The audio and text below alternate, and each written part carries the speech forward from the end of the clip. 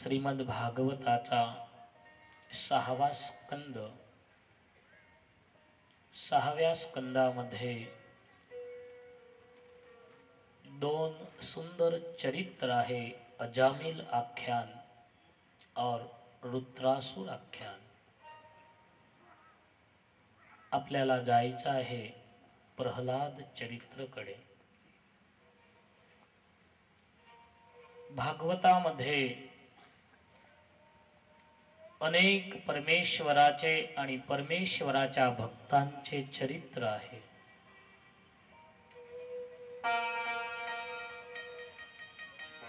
कई साल से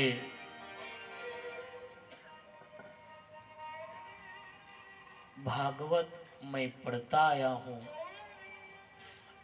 कई साल से भागवत की कथा कर रहा हूँ। कई बार भागवत की कथा भी सुनी है, पण कितीक अशा कथा आहे की ज्या कथांनी हृदयावर प्रभाव पाडलेला आहे। परमेश्वराच्या चरित्रांपेक्षा पण ह्या भागवतामध्ये भक्तांच्या अशा गाथा आहे, भक्तांचे असे चरित्र आहे। त्यामध्ये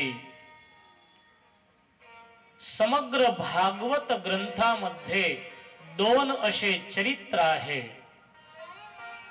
एक कल सुन लिया ध्रुव चरित्र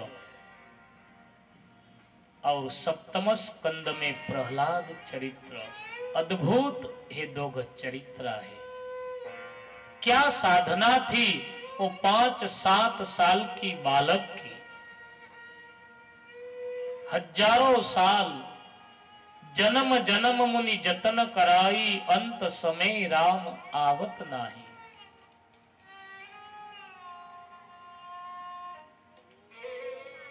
गीतामध्ये पण भगवान श्री कृष्ण म्हणतात, एक जन्म नाही, जन्म जन्मांतर पर्यंत कोणी साधना करेल तरी सुद्धा त्याला माझी प्राप्ती होऊ शकणार नाही। निश्चित नाही कि त्याला माझी प्राप्ति होऊनच जाईल। क्या साधना थी 5 साल के बालक की। काय साधना होती प्रहलादची। अद्भुत 7म स्कंदची कथा आहे। पण त्यापूर्वी 6व्या स्कंदामध्ये 2 चरित्र संक्षेपामध्ये आपण ते कथा पाहू। राजाने हात जोडले की गुरुदेव, निवृत्ती मार्ग कथित आदौ भगवतो यथा क्रमयोगो उपलब्धेन ब्रह्मणा यद संस्कृती। 5व्या स्कंदच्या अंतिम अध्यायांमध्ये नरक वर्णन केलेलं आहे, यमपुरीचं वर्णन केलेलं आहे। यमपुरीचं वर्णन ऐकून राजाने हात जोडले की गुरुदेव, मनुष्याला यमपुरी मध्ये जावं लागणार नाही असा काही मार्ग खरा। शुकाचार्य बोले कि राजन, मनुष्य जे क्रिया करतो ते कर्म होतं, आणि कर्म ज्याच्या जवळ झालं त्याला स्वर्ग आणि नरक हे दोघं आहे। ज्याच्या जवळ कर्म आहे त्याला स्वर्ग आणि नरक दोघांची प्राप्ती असते। स्वर्ग आणि नरक हे दोघं समान आहे। एक सोने की बेड़ी है और एक लोखंड की बेड़ी है। स्वर्ग आणि नरक कसा आहे तुम्हाला लौकिक दृष्टांत देऊन सांगतो। सामान्य रस्त्यावर भीक मागणारा मनुष्य असला आणि त्याने काही गुन्हा केला, चोरी केली, कोणाचा खून केला त्याला सजा होते,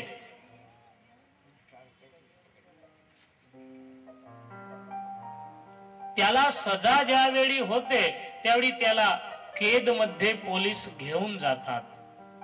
10 बाय 10 ची एक अंधारी रूम राहते, ज्या रूम मध्ये पंखा नसतो, ज्या रूम मध्ये लाईट नसते, पाणी नाही, काहीच नाही, अशा रूम मध्ये त्याला टाकून देतात. क्योंकि उसने गुनाह किया है, वो कैदी है. एक भीक मागणारा रस्त्यावर फिरणारा मनुष्य गुन्हा करेल तर त्याला 10 बाय 10 च्या रूम मध्ये बंद करतील, जिथे पंखा नाही, लाईट नाही, पाणी नाही, बसण्यासाठी खुर्ची नाही, गादी नाही, काहीच नाही, अशा जागे त्याला कैद करतील. आणि एखाद्या मिनिस्टरनी जर गुन्हा केला तर, एखादा आमदार असला, त्यांनी काही चोरी केली, गुन्हा जर दाखल झाला, त्याला जर सजा झाली की याला 6 महिन्याची कैद, याला 6 महिन्याची कैद, तर त्याला कशी फॅसिलिटी मिळते? घरामध्ये एसी नसतं पण तिथे एसी मध्ये राहायला मिळतं. क्यों? दोनों कैदी है, दोनों कैदी है, लेकिन एक को 10 बाय 10 की अंधारी कोठड़ी में, जहां लाइट नहीं, पंखा नहीं, तोच गुन्हा जर एखाद्या मोठ्या व्यक्तीने केला, आप पेपर पढ़ते होंगे,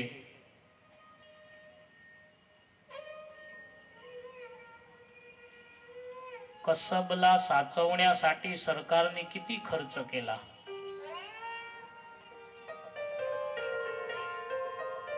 हजारो गरीब कुटुंबांचं भरण पोषण होईल, लाखो गरीब मुलांचं शिक्षण होईल, एवढा खर्च एक गुन्हेगारला बचवण्यासाठी, एक गुन्हेगारला सुरक्षित ठेवण्यासाठी खर्च झाला. कैदी दोनों है, लेकिन सामान्य कोणी गुन्हा करतो, सामान्य मनुष्य असला त्याला अंधाऱ्या कोठडीमध्ये टाकतात. बस वही स्थिति स्वर्ग और नरक की है. तुम्ही पाप करा,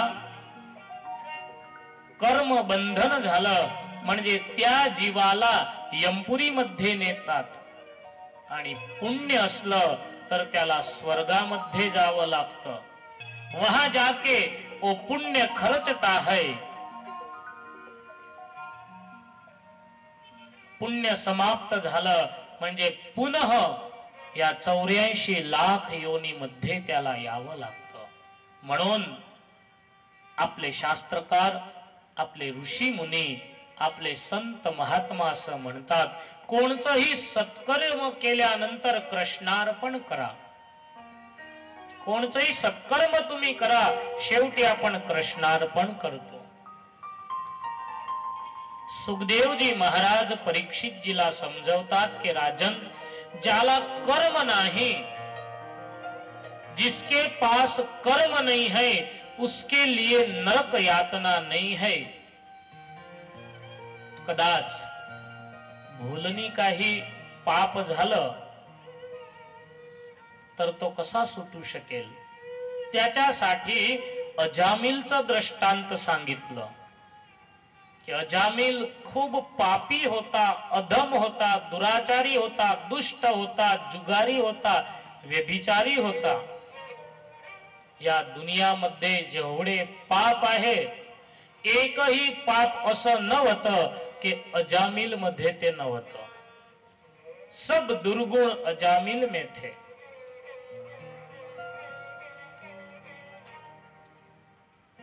पण एक संतांच्या वचनाने अजामिलने स्वतःच्या मुलाचं नाव नारायण ठेवलं.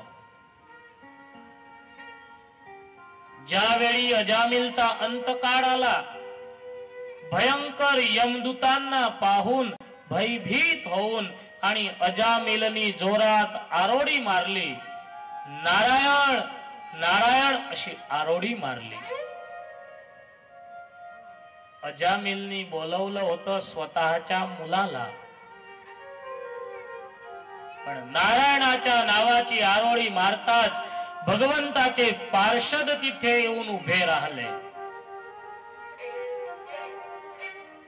प्रभु नाम में कितनी ताकत है, कितनी शक्ती है. अजामिल या दुनियाला बोध देऊन गेला.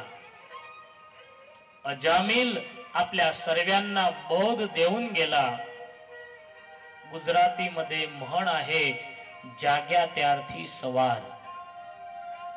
आपल्या जीवनाचे 25 वर्ष, 30 वर्ष, 40 वर्ष व्यतीत झाले असले, आपल्याला असं वाटेल की हो, एवढे वर्ष मी काहीच केलं नाही. म्हणून गुजराती मध्ये म्हण आहे, जाग्या त्यार्थी सवार.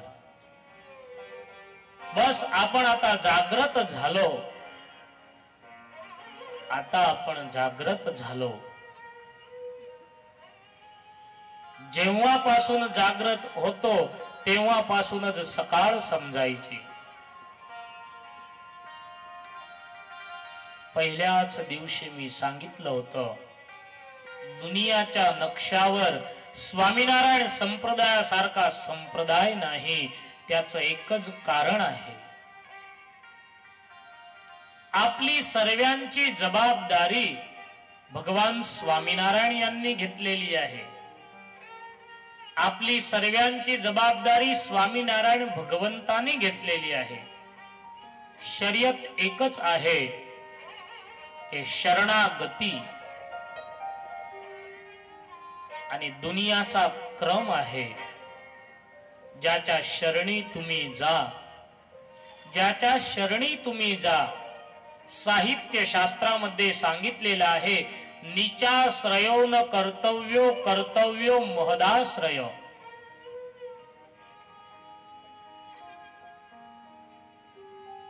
आपल्या देशामध्ये नाही, पण अमेरिका देशामध्ये ट्रॅफिक पोलीस जर उभी असली आणि कोणी अधिकारी जर जात असला, तो ट्रॅफिक पोलीस जर शिटी मारेल तर कितीही मोठा अधिकारी असो त्याला उभं राहावंच लागतं. क्लिंटन ज्यावेळी प्रमुख होता त्यावेळी त्याची मुलगी रेड लाईट मध्ये निघाली, पोलिसनी उभं ठेवलं आणि तिला तिकीट दिली. आपल्या देशामध्ये ते शक्य नाही. एक सामान्य ट्रॅफिक पोलीस अमेरिका सारख्या देशाच्या प्रमुखच्या मुलीला उभी ठेवून आणि तिकीट देऊ शकतो. त्याच्यामध्ये काय पावर आहे? क्योंकि उसने सरकार की शरणागति ली है. सरकारी ड्रेस त्यांनी घातलेला आहे, तो ड्युटीवर आहे, म्हणून त्याचा तो पावर आहे. सामान्य खाकी कपडे घातल्याने मनुष्यामध्ये एवढा पावर येत असतो, तर भगवंताची शरणागती जर आपण स्वीकारली, भगवान स्वामीनारायण यांनी जे वरदान मागलेले आहे की माझा आश्रित झाला, त्याच्या हातामध्ये जर रामपात्र भिक्षा पात्र असलं तर माझ्या प्रारब्धाने तो सुखी हो, माझ्या प्रारब्धाने तो सुखी हो. पण शर्यत एवढीच आहे की गळ्यामध्ये कंठी पाहिजे, कपाळामध्ये तिलक चांदला पाहिजे. केवल स्वामीनारायण संप्रदाय के लिए ही कंठे ऐसा नहीं. सनातन हिंदू धर्म में वेद आणि उपनिषदचं पान तुम्ही उघडा. प्रत्येक संप्रदायासाठी, चाहे विठ्ठल संप्रदायाचा हो, रामानुज संप्रदायाचा हो, शैव संप्रदायाचा हो, कोणत्याही संप्रदायाचा तो असो, प्रत्येक संप्रदायामध्ये कंठीची आवश्यकता आहे. कंठी आणि कपाळामध्ये तिलक आणि चांदला.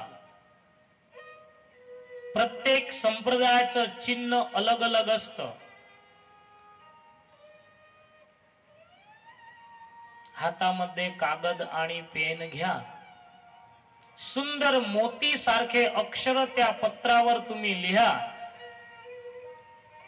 आणि ते पत्र घेऊन सुंदर अक्षरांनी पत्र लिहिलं आहे, पण पत्ता लिहिल्याशिवाय जर टपाल पेटीमध्ये टाकलं तर ते पत्र कुठे जाईल? सुंदर मोती सारखे अक्षर त्यावर तुम्ही लिहिलेले आहेत, पण ऍड्रेस जर नसलं तर ते पत्र कुठे जातं? तो टपाल पेटी खोलतो टपाली, सर्वे पत्र पाहतो की या शहराच्या इकडे जाऊ द्या, या शहराच्या इकडे जाऊ द्या. तो पाहिल की यावर ऍड्रेस नाही, पत्ता नाही. ज्या टपालवर, ज्या पत्रावर पत्ता नाही, ऍड्रेस नाही, तो कागद फाडून तो गार्बेज मध्ये जाऊ दे. यमपुरीचे यमराजाचे दूत इथे फिरत राहता.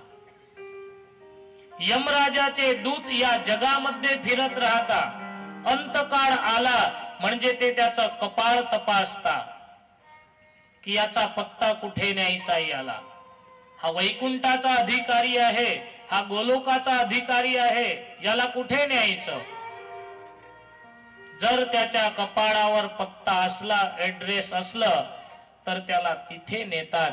आणि काहीच ऍड्रेस जर नसलं मग शेवटी गार्बेज मध्ये म्हणजे तो यमपुरी मध्ये जातो.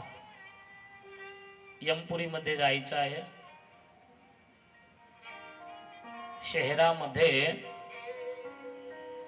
कुत्र्यांची वस्ती ज्यावेळी जास्त होते त्यावेळी नगरपालिका वाले शहराची साठी एक ट्रक घेऊन येतात आणि कुत्रे भरतात.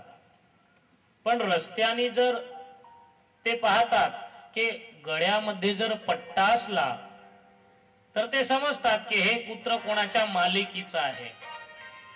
जिसके गले में पट्टा नहीं है उसको पकड़ के ले जाते हैं. आणि गळ्यामध्ये जर पट्टा असला तर ते समजतात की हे कोणाच्या मालिकीचा, याला आपल्याला हात लावता येणार नाही.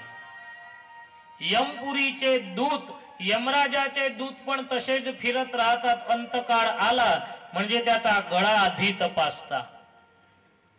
याच्या गळ्यामध्ये कोणाचा पट्टा आहे? रामाचा आहे, कृष्णाचा आहे, विठ्ठलाचा आहे, स्वामीनारायणचा आहे. कोणाचा पट्टा याने घातलेला आहे? हा कोणाचा झाला आहे? जोपर्यंत शरणागती नाही,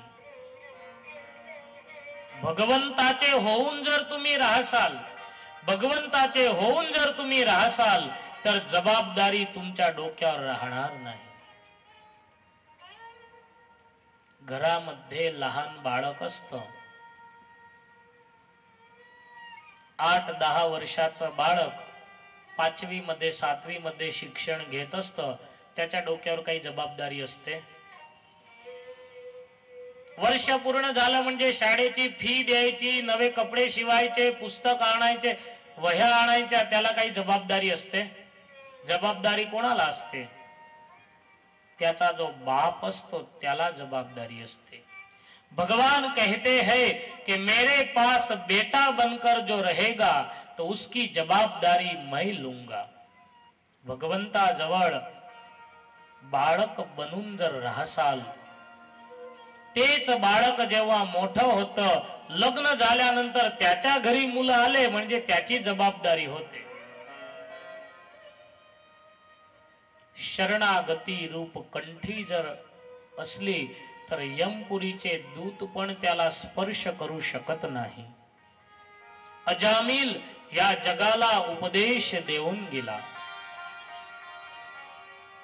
की भगवंताच्या नावामध्ये एवढी ताकद आहे. जाणून जर तुम्ही अजाणता पण भगवंताचं नाव घ्या. राम एकता हसती तारे।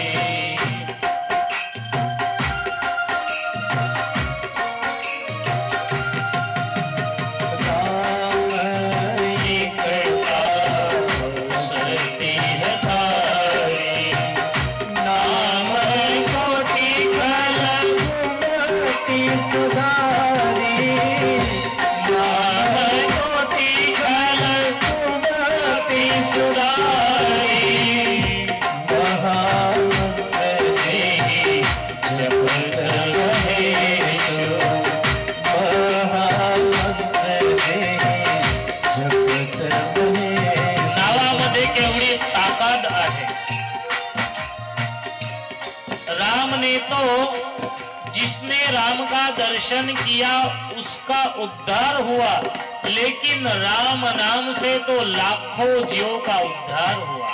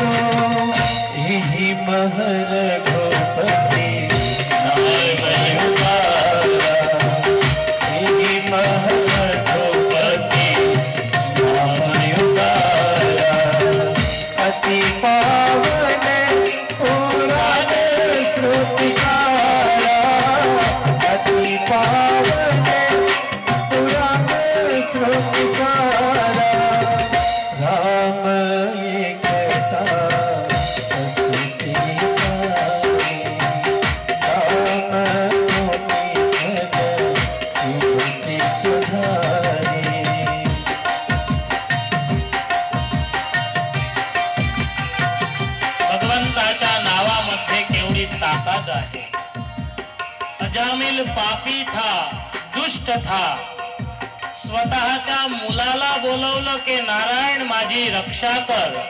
भगवंताचे पार्षद तिथे आले आणि अजामिलचा उद्धार झाला।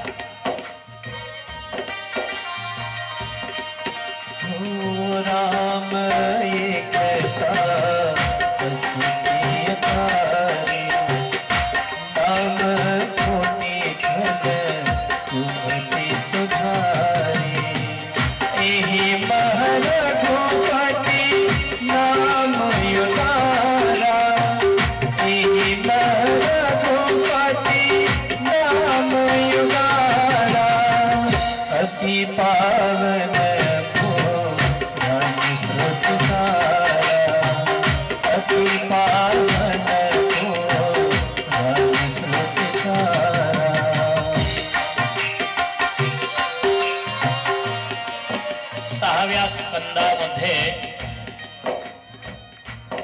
कथा आहे।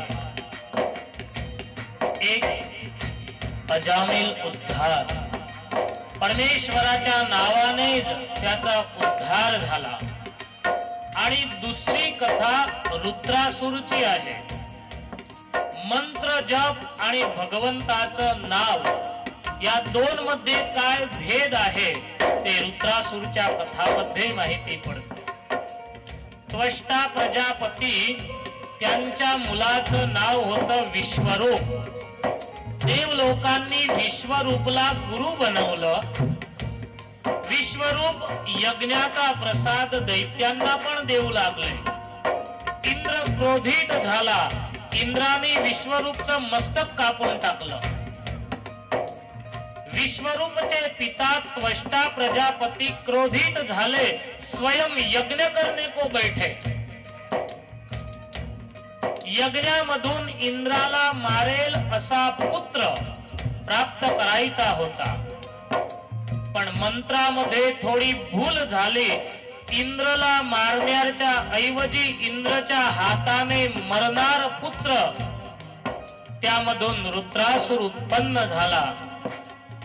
इंद्राच्या हाताने रुद्रासुरचा वध झाला। रुद्रासुर आणि त्वष्ट प्रजापतीची कथा आपल्याला समजवते. मंत्र जाप करणं कठीण आहे, भगवंताचं नामस्मरण करणं फार सोपं आहे. नाव तुम्ही उलट घ्या की शिद घ्या. वालिय भीलला नारदजींनी राम नाव दिलं. वालिय भीलला राम नाम दिया, वालिया भूल गए. त्याला याद आलं की मला मरा नाव दिलं होतं. राम के बदले मरा मरा मरा का जप करते करते वालिया भील से वाल्मीकि महर्षि हो गए.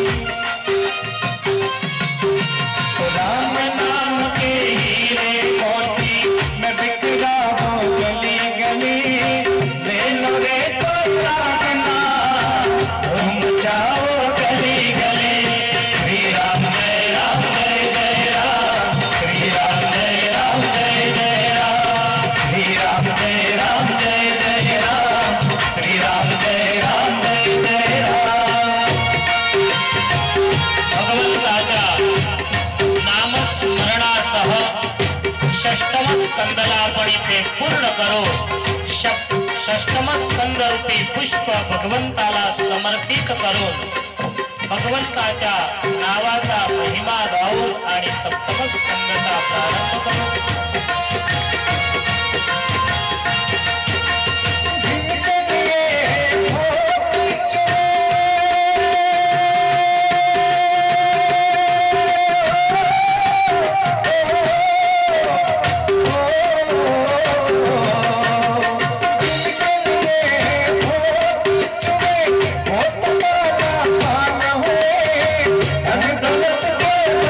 पुजारी आपकी सब गंगा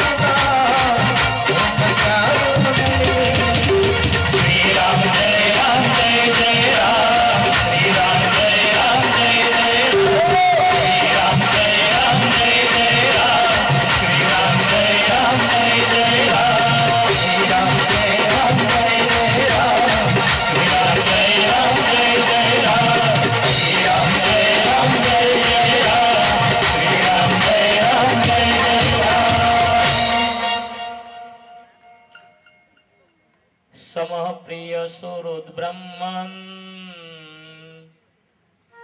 भगवान् भूतानां भगवान् स्वयं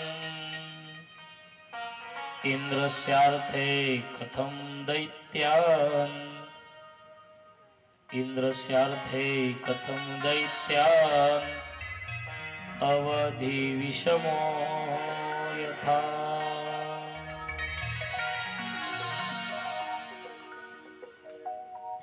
सप्तम स्कंदच्या प्रारंभी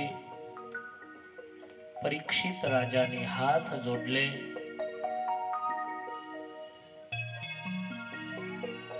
गुरुदेव, तुम्ही प्रत्येक वेळी भगवान नारायणाची समानता सांगतात. सप्तम स्कंदाची कथा अद्भुत कथा आहे. खूप ध्यान देऊन ऐकण्यासारखी ही कथा आहे. भक्त प्रल्हाद चरित्र 5,500 वर्षापूर्वी भगवान वेदव्यास यांनी ही कथा लिहिलेली आहे. पण त्या वेळेपेक्षा आजच्या युगामध्ये ध्रुव आणि प्रल्हादच्या कथाची जास्त आवश्यकता आहे. प्रत्येक माता पिता जर ध्रुव आणि प्रल्हाद चरित्र ऐकतील तर आज पण हर एक माता ध्रुव आणि प्रल्हादना जन्म देऊ शकेल. सप्तम स्कंदच्या प्रारंभी प्रश्न केला आहे की तुम्ही प्रत्येक कथामध्ये असं सांगितलं की भगवान नारायण यांच्या दृष्टीमध्ये सर्व समान आहे, पण कित्येक ठिकाणी मला भगवान नारायणच्या भावनेमध्ये भेद दिसला. देवलोकांचा पक्ष घेऊन आणि दैत्यांना भगवान का मारतात? ममैवांशो जीवलोके जीवभूत सनातन. प्रत्येक हर एक जीव प्राणी भगवान म्हणतात माझाच अंश आहे. तर उंदराला पाहून आणि मांजर तळाप का मारते? हर एक जीव में कण कण में सर्व खलु इदम ब्रह्म नेह नानास्ति किंचन. प्रत्येकामध्ये भगवंताचा वास आहे. मुंगसामध्ये पण भगवान आहे आणि सर्पामध्ये पण भगवान आहे. तर दोघं एक दुसऱ्याला पाहून झगडतात का? उंदराला पाहून मुंगूस आणि मुंगसाला पाहून उंदीर सर्प हे झगडतात का? उंदराला पाहून मांजर तडाप का मारते? मांजरच्या हृदयामध्ये पण भगवान आहे आणि उंदराच्या हृदयामध्ये पण भगवान आहे. एक दुसऱ्याशी शत्रुता का ठेवतात? राजाचा प्रश्न तो आहे की भगवान प्रत्येक वेळी दैत्यांचा पक्ष घेऊन, देवांचा पक्ष घेऊन आणि दैत्यांना का मारतात? राजाला समजवण्यासाठी कितीक व्यावहारिक दृष्टांत दिलेले आहे की देव आणि दानव हे दोघं भगवंतासाठी सारखे आहे. भगवंताच्या भावनेमध्ये फरक नाही, हा क्रियाभेद आवश्यक आहे. व्यवहारामध्ये आपण क्रियाभेद ठेवतो त्याप्रमाणे भगवान पण व्यवहारामध्ये क्रियाभेद ठेवतात.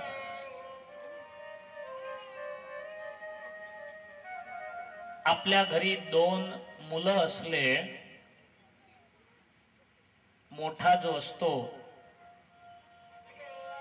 तो संपूर्ण आपल्या आज्ञेमध्ये असला, माता पिताची सेवा करत असला, धार्मिक असला, सत्संगी असला, आणि लहान मुलगा दुराचारी, व्यसनी, दुष्ट असला, जुगारी असला, तर माता पिता तिजोरीची किल्ली कोणाला देतील? मोठ्याला देतील की लहानला देतील? त्यांना माहिती आहे की दोघं माझेच आहे, दोघं मुलं माझेच आहे. जर दोघं त्याचे असले तर मोठ्याच्याच हातात का किल्ली देईल? उसको पता है कि ये जुगारी है, व्यसनी है, व्यभिचारी है. याला जर किल्ली दिली तर हा तिजोरी खाली करून टाकेल.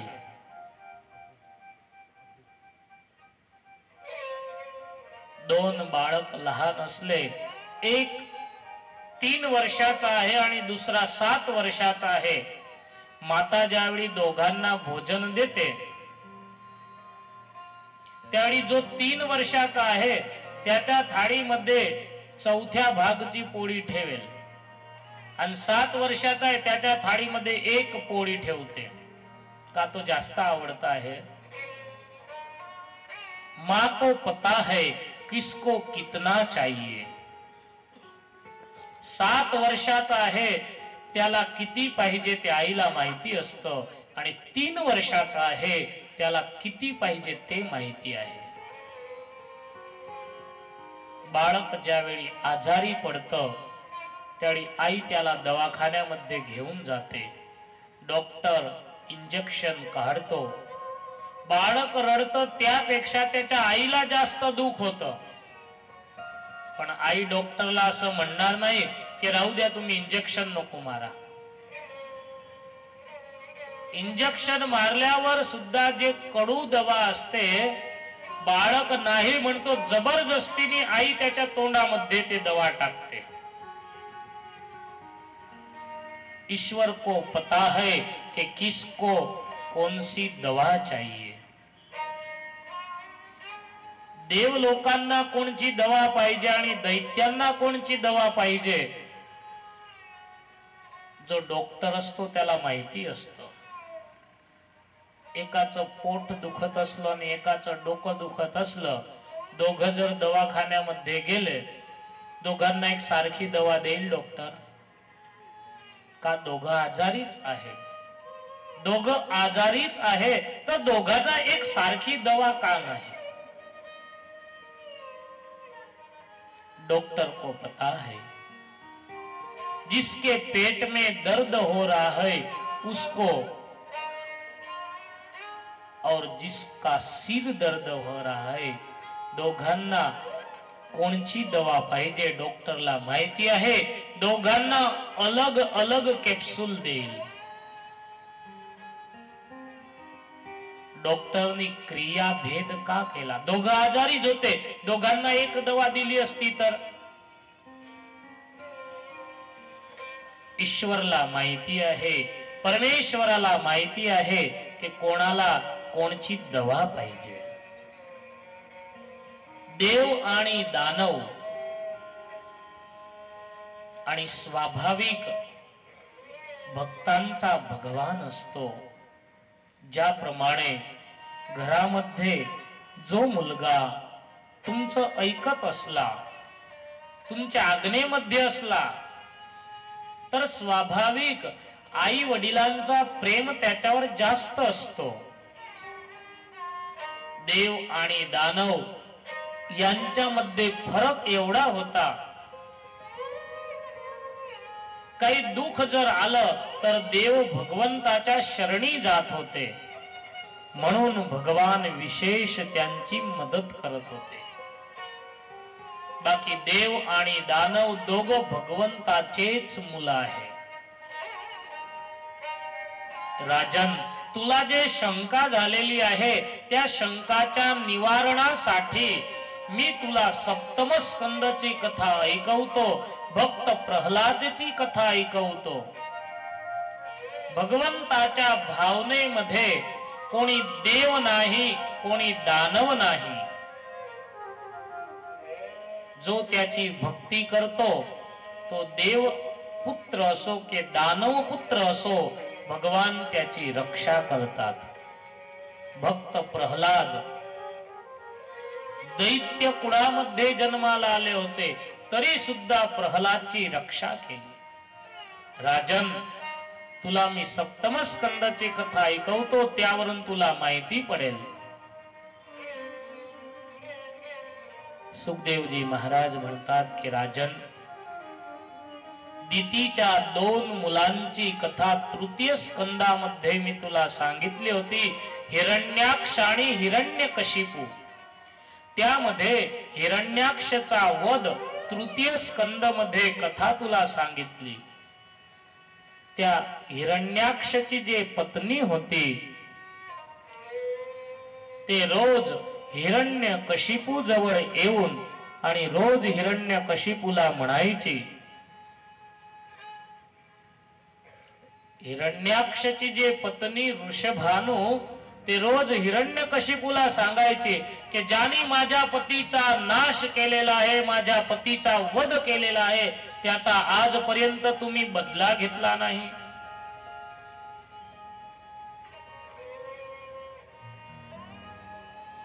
वहिनीचे रोज रोज वचन ऐकून आणि हिरण्यकशिपूला सुरातन चढलं. हिरण्यकशिपूनी नक्की केलं की माझा जो भाऊ हिरण्याक्ष त्याचा वध नारायणनी केलेला आहे.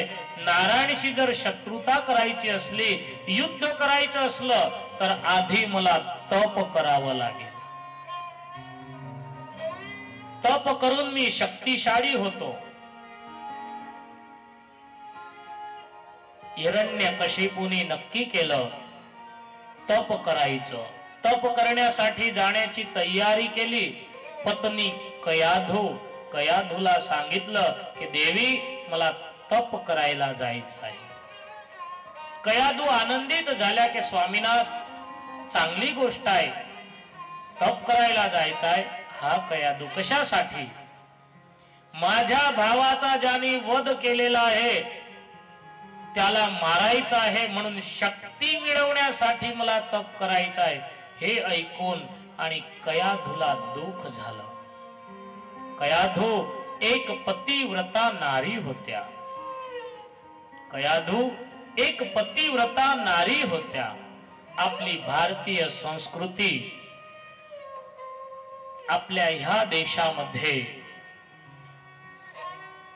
आपला हा भारत देश, या भारत देशाच्या पुढे धर्म प्रधान, दुनियामध्ये एकही देशाला धर्म प्रधान देश म्हटला जात नाही.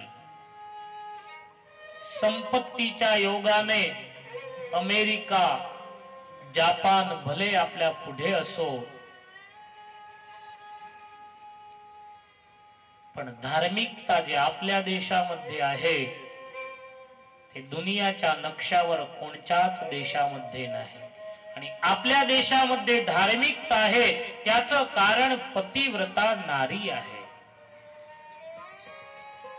अमेरिकाचा डॉलर आणि युकेचा पाऊंड रुपयापेक्षा फार उंच आहे, पण युके मध्ये, लंडन मध्ये की अमेरिकामध्ये भगवान रामने अवतार धारण केलेला नाही. भगवान राम ह्याच धर्तीवर आले, भगवान कृष्ण ह्याच धर्तीवर आले, भगवान घनश्याम ह्याच धर्तीवर आले. भगवंताचे हजारो अवतार आहे. त्या अवतारांमध्ये एकही असा अवतार नाही की अमेरिकाच्या धर्तीवर तो अवतार झाला असेल.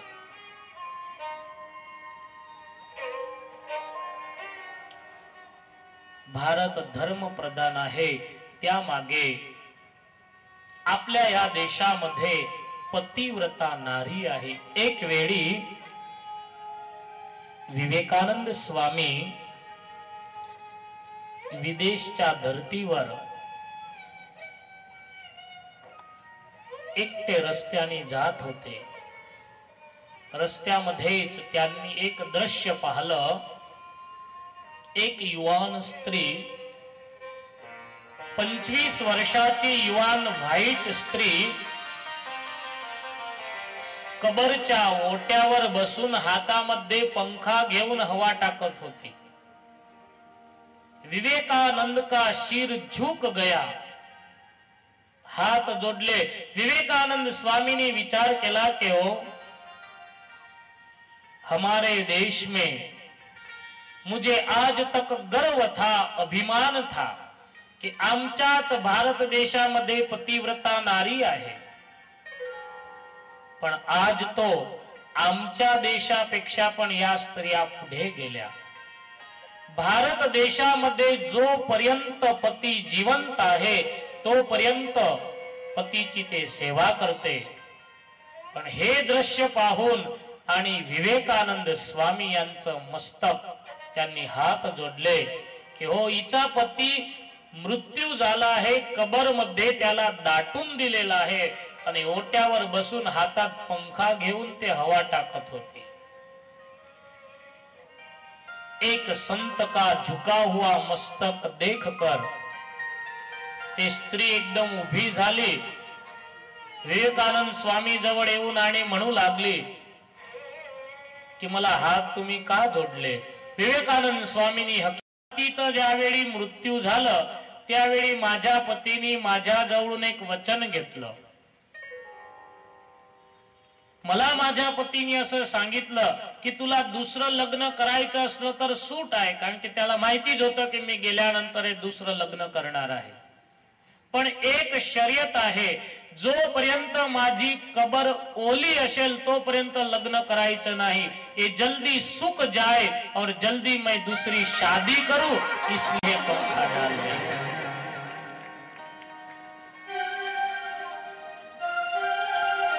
आपल्या याच भारत देशामध्ये पतिव्रता स्त्रिया झाल्या। याच पतिव्रता नारीमध्ये रामाला जन्म देण्याची ताकद आहे। हेच नारी शिवाजीला जन्म देऊ शकते, हेच नारी प्रल्हादला जन्म देऊ शकते, हेच नारी तुकारामला जन्म देऊ शकते। याच भारताची नारी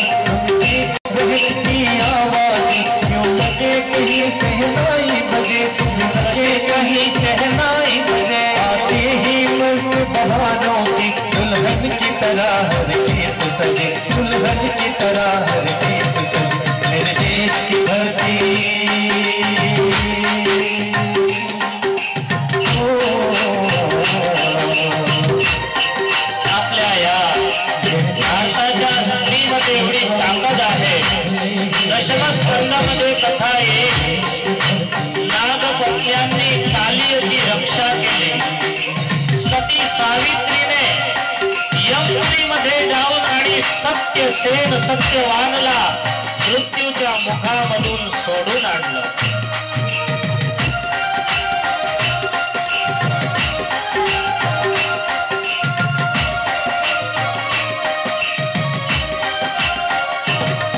जब चलते ही इस धरती पे हलमता अंगड़ाइया लेती है, ममता अंगड़ाइया लेती है।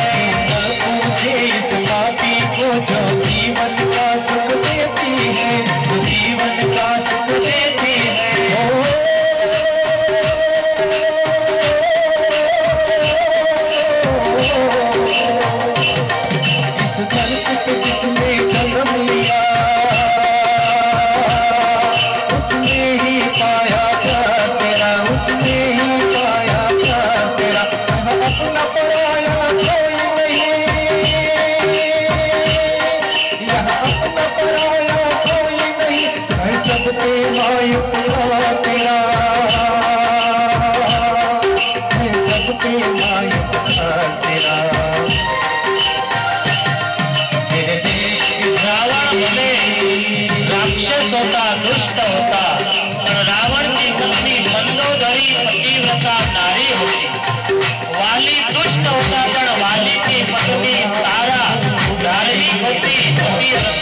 मेरे देश की धरती, मेरे देश की धरती, मेरे देश की धरती।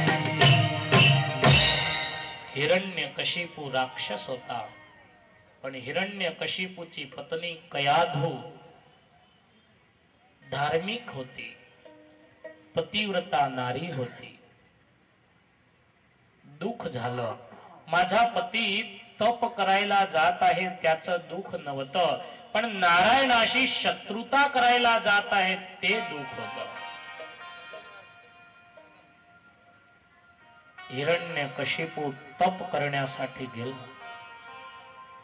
देवलोकांनी बृहस्पतीला पाठवून आणि प्रथम दिवशी तर हिरण्यकशिपू घरी परत आला. बृहस्पती ज्या ठिकाणी हिरण्यकशिपू तप करणार होता त्या झाडावरती बसून नारायण नारायण नारायणचा जप करू लागले. हिरण्यकशिपूला असं वाटलं की माझ्या शत्रूचं कोणी नाव घेतलं म्हणून मला अपसुकन झालं. जिसके जीवन में भगवान का नाम ही अपसुकन है त्यालाच हिरण्यकशिपू म्हटलेलं आहे. भगवंताचं नाव ज्याला अपसुकन वाटतं तो हिरण्यकशिपू आहे, त्यालाच राक्षस म्हटलेला आहे. दुपारी परत येताना पाहून आणि कयाधूने विचार केला की माझे पती तप करण्यासाठी गेले आणि परत आले, पण आता जर विचारलं तर जबाब मिळणार नाही. कयाधूला माहिती होतं, जीवनभर सोबत राहत होती म्हणून कयाधूला हिरण्यकशिपूचा स्वभाव बरोबर माहिती होता.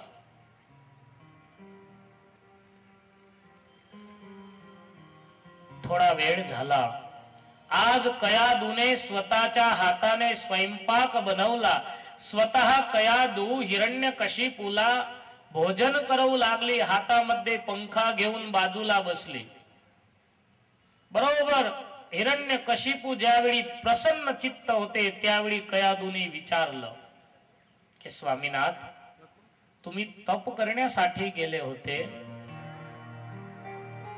हा देवी, पण माझा जो शत्रू आहे, अरे एक झाडावरती पोपट बसला आणि तो पोपट नारायण नारायण नारायण बोलू लागला.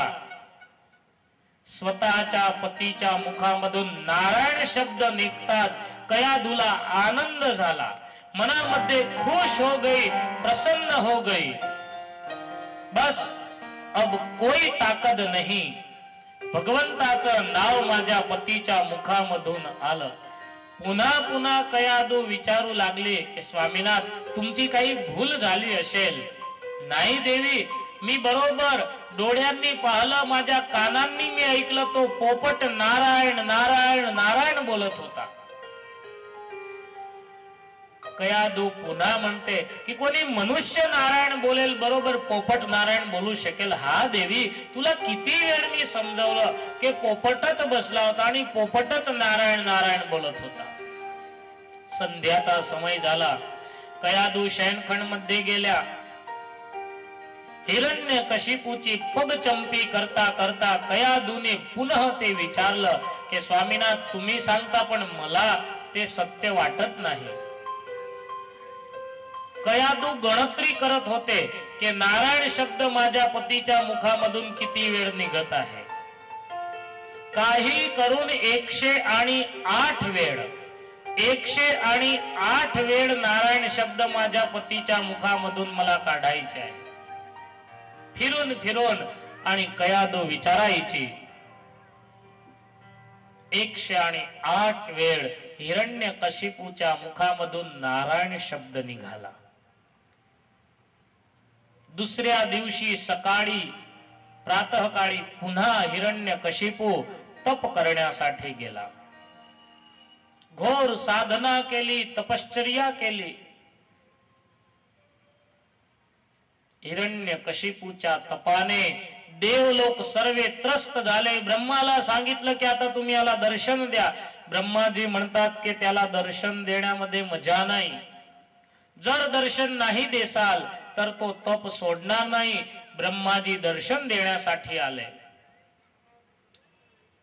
ब्रह्माजींनी हिरण्यकशिपूच्या डोक्यावर हात ठेवून आणि ब्रह्माजींनी सांगितलं, मी प्रसन्न झालो आहे, माग माग. हिरण्यकशिपू म्हणतात की ब्रह्मदेव, जर तुम्ही माझ्यावर प्रसन्न झाले असाल तर मला अमरत्वचं वरदान द्या. अमरत्वचं वरदान द्या. ऐकताच ब्रह्माजींनी डोकं हलवलं नाही. सांगितलं की अमरत्वचं वरदान मी देऊ शकणार नाही, कारण की मृत्यू तर माझ्या डोक्यावर पण आहे. हिरण्यकशिपू म्हणतो, माझं तप जर कमी होत असलं तर तुम्ही परत जा, मी परत तप करतो. ब्रह्माजी म्हणतात, तुझं तप कमी नाही, पण अमरत्वाचं वरदान मी देऊ शकणार नाही, कारण की मृत्यू तर माझ्या डोक्यावर पण आहे. मृत्यूला कोणीच ढकेलू शकत नाही. मृत्यूला कोणीच दूर करू शकत नाही. जो डॉक्टर शेकडो मनुष्यांची सर्जरी करतो, शेकडो मनुष्यांची बायपास सर्जरी करतो, शेकडो दर्दींना किडनी फिट करून जिवंत करतो, पण त्याच डॉक्टरचा ज्यावेळी अंतकाळ येतो त्यावेळी त्याची डॉक्टरी विद्या त्याला काम लागत नाही. हजारो मनुष्यांची किडनी ज्यांनी चेंज केली आहे, बायपास सर्जरी ज्यांनी केलेली आहे, तो डॉक्टर पण समोर मृत्यूला पाहून आणि त्याला पण मृत्यूच्या शरणी जावं लागतं. तो त्यावेळी विचार करत नाही की भारी मध्ये भारी इंजेक्शन असलं ते मी घेऊन घेतो म्हणजे माझा मृत्यू दूर होऊन जाईल. मृत्यूला कोणीच धकेलू शकत नाही. रंक हो या राजा हो, गरीब हो या धनवान हो, रस्त्यावर भीक मागणारा भिकारी असो की देशाचा वडाप्रधान असो, ज्या समयी ज्याचा मृत्यू लिहिलेला आहे, मौत कभी रिश्वत लेती नहीं, मौत कभी रिश्वत लेती नहीं, क्योंकि कफन को जेब नहीं होती. तिथे रिश्वतचा धंदा चालत नाही. रिश्वतचा धंदा तर आपण सर्वांनी उभा केलेला आहे. कोणी धनवान असला आणि तो तिथे जाऊन असं म्हणणार नाही की मी रिश्वत देऊन देईल, 10 वर्ष माझे वाढवून द्या. मौत कभी रिश्वत लेती नहीं. त्याचं कारण आहे, कफन को जेब नहीं होती. शरीराला खिसे नसतात. खिसे तर आपण सर्वांनी केले. खिसे आपण सर्वांनी उभे केले आहे. शरीराला खिसा नसतो. तो राजाच्या घरी जन्मो की भिकाऱ्याच्या घरी जन्मो, त्याच्या शरीराला खिसा नसतो. सदऱ्याला आणि चड्डीला आपण खिसे बनवले, पॅन्टला आपण खिसे बनवले. वरचे खिसे कमी पडत होते तर आपण चोर खिसा बनवतो. आणि सर्वात जास्त बांडीसाला खिसे असतात. जिसको सब सोडना चाहिए, म्हातारा झाल्यानंतर बांडीस घालतात आणि त्याला जास्त खिसे असतात, कारण की त्यांना जास्त खिशांची जरूर असते. एक खिशामध्ये आपपेटी ठेवायची असते, एक खिशामध्ये बीडीचं पाकिट ठेवायचं असतं. उसको ज्यादा जरूरत रहती है. शरीराला खिसे नसतात. रिश्वतचा धंदा तिथे बंद आहे. मृत्यूला कोणीच दूर करू शकत नाही.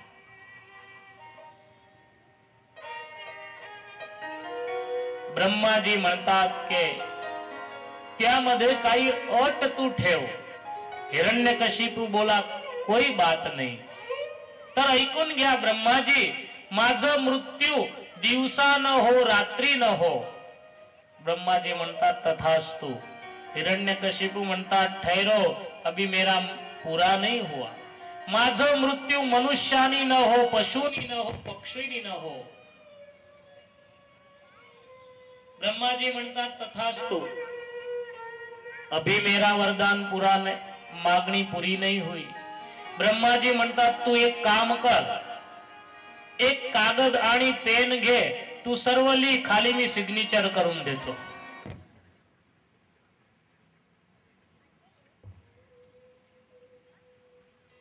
खाली मी सिग्नेचर करून देतो. हिरण्यकशिपूने कागद आणि पेन घेतला.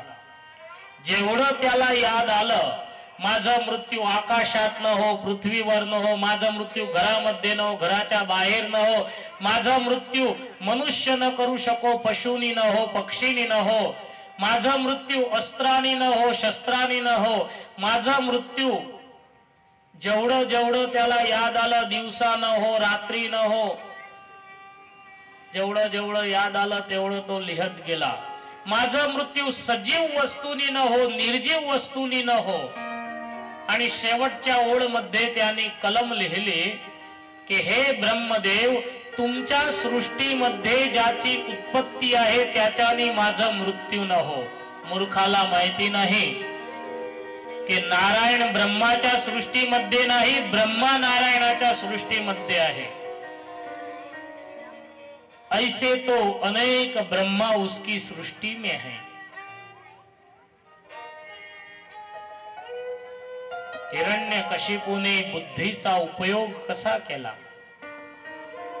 हिरण्यकशिपूला असं वाटलं की आता मी अमर झालो, आता मी अमर झालो. भगवान नृसिंह नारायण हिरण्यकशिपूला स्वतःच्या नखांनी मारतात. हातामध्ये शस्त्र नव्हतं, अस्त्र नव्हतं. नख सजीव आहे की निर्जीव आहे? जाओ आजच्या वैज्ञानिकांना विचारा. नख सजीव आहे की निर्जीव आहे? कोई वैज्ञानिक जबाब देऊ शकणार नाही. जर निर्जीव म्हणसाल तर कापल्यानंतर नख वाढतं का? जर सजीव म्हणसाल तर कापतो तर त्यामधून रक्त का निघत नाही? शरीराचा कोणताही भाग तुम्ही कापून पहा, बोट कापा, हात कापा, पाय कापा, त्यामधून रक्त निघेल. नख आपण कापतो त्यामधून रक्त निघत नाही. नख आपण कापतो त्यामधून रक्त निघत नाही की आपल्याला दुःख पण होत नाही, कारण त्यामध्ये जीवतत्व सजीव नाही. जर सजीव नाही असं म्हणसाल तर एक वेळ कापल्यानंतर नख वाढतं का? हिरण्यकशिपूने वरदान मागलं होतं की माझा मृत्यू सजीवनी न हो, निर्जीवनी न हो. शायद हिरण्यकशिपू के लिए ही ये नख बनाए होंगे. वरदान मिळवून आणि हिरण्यकशिपू स्वतःच्या घरी आला. हिरण्यकशिपू गेल्यानंतर हिरण्यकशिपूच्या इथे कयादूपासून एक पुत्राचा जन्म झाला होता, ज्याचं नाव होतं प्रल्हाद. हिरण्यकशिपूला आनंद झाला तेव्हा माझ्या इथे बाळक, या बाळकाला मी असं शिक्षण देईल, या बाळकाला मी असा तयार करेल की माझ्यापेक्षा पण शक्तिशाली होईल, माझ्यापेक्षा पण बलिष्ठ होईल, बलवान होईल.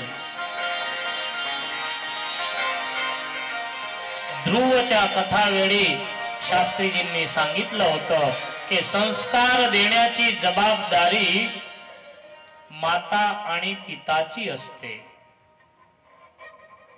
माता पिता बाळकाला जसं बनवायचं असलं तसं बनवू शकतात, कारण ते बाळकाचं हृदय कोऱ्या कागदासारखं असतं. कोऱ्या कागदावर जसे अक्षर लिहायचे असले तसे आपण लिहू शकतो, लिहिलेल्या कागदावर लिहिता येत नाही.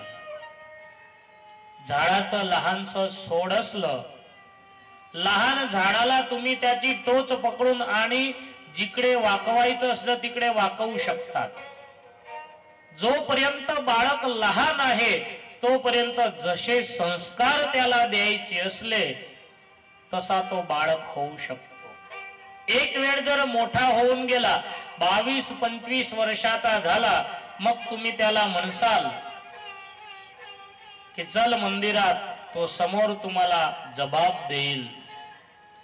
झाड एक वेळ मोठं होऊन गेलं, मग त्याला वाकवण्याचा प्रयत्न जर केला, वाकणार नाही. बीच में से टूट जाएगा. बापाला आणि आईला म्हणेल तुम्ही तुमच्या रस्त्याने, मी माझ्या रस्त्याने. संस्कार देण्याची जबाबदारी माता पितांची असते. एक सद्गृहस्थाने त्याच्या मुलाला बोलवलं आणि सांगितलं. 8-10 वर्षाचा तो मुलगा होता. त्याला सांगितलं की बेटा एक पोस्टकार्ड घेऊन ये. 8-10 वर्षाच्या मुलाने हात लांबा केला की पिताजी पैसे द्या, मी पोस्टकार्ड घेऊन येतो. त्या पिताने सांगितलं की बेटे पैसे देके तो मैं भी ला सकता हूं, पैसे देके मैं भी ला सकता हूं, पैशांशिवाय जर तू आणशील तर माझा पुत्र खरा. वो क्या शिक्षण दे रहा है? पैशांशिवाय जर तू आणशील तर माझा पुत्र खरा. वो भी लड़का 21वीं सदी का था. घर में जाके एक लिखा हुआ पत्र लेके आया, बाप के हाथ में रखा. त्याचा बाप म्हणतो बेटा हे तर लिहिलेलं आहे. आणि त्यावेळी 21व्या सदीचा 10 वर्षाचं ते बाळक, त्या बाळकाने पिताला जबाब दिला की हे बाप, जर लिहिलेल्यावर तू लिहिशील तर माझा बाप खरा. जैसा बाप था वैसा लड़का. संस्कार देण्याची जबाबदारी. प्रल्हादची कथा आहे. प्रल्हाद जन्मापासूनच भगवंताचा भक्त का झाला? परीक्षित राजाने हात जोडले. गीताच्या नियमाप्रमाणे गीताच्या 6व्या अध्यायामध्ये भगवान श्री कृष्ण 41व्या श्लोकामध्ये म्हणतात, सुचिनाम श्रीमताम गेहे योग भ्रष्टो विजायते. सुचिनाम श्रीमताम गेहे योग भ्रष्टो विजायते. पवित्र माता पिता असले तिथेच पवित्र जीवात्मा जन्माला येत असतो. तर प्रल्हादचे माता पिता, प्रल्हादचा पिता कुठे पवित्र होता? राक्षस होता, दैत्य होता. यांच्या घरी भगवंताचा भक्त का आला? सुखदेवजी महाराज म्हणतात की राजन, त्या मागे एक पौराणिक कथा आहे. ज्यावेळी आपण हिरण्याक्षची कथा हिरण्यकशिपूची कथा ऐकली, 108 वेळ नारायणाचं नाव घेतलं, त्याच दिवशी हिरण्यकशिपू पासून कयाधूला गर्भ राहिला.